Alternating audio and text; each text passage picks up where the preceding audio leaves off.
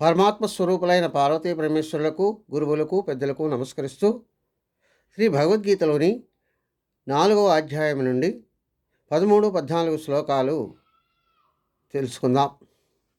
అవి ఏమని చెప్తున్నాయంటే, చాతుర్వర్ణం మయా సృష్టగుణకర్మ విభాగశః తస్య కర్తారమపి మాం విద్యకర్తారమవ్యయం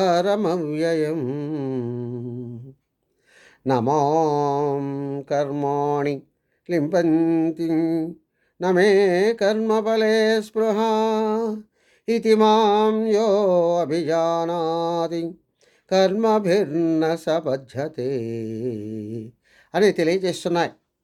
అంటే శ్రీకృష్ణ పరమాత్మ అర్జునుడికి ఈ విధంగా చెప్పడం జరుగుతుంది.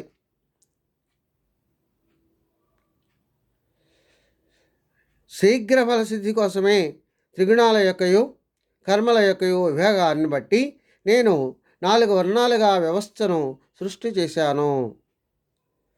ఈ వ్యవస్థకు నేను కర్తనే అయినా కూడా నా కర్తృత్వం కానీ సంసార బంధం కానీ లేవని తెలుసుకోమని సాధకుడైన అర్జునుడికి చెప్పడం జరుగుతుంది.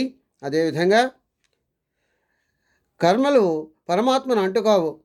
పరమాత్మకు ఆ కర్మ ఫలితాల మీద ఆశ లేదు అని ఎవరైతే సాధకుడు పరమాత్మ అయిన నా గురించి తెలుసుకుంటాడో వారికి కర్మబంధాలు లేవు, అంటవు అని తెలియజేస్తుంది. స్వస్తి సర్వే జనా సుఖినో భవంతు. ఓం శాంతి శాంతి శాంతి.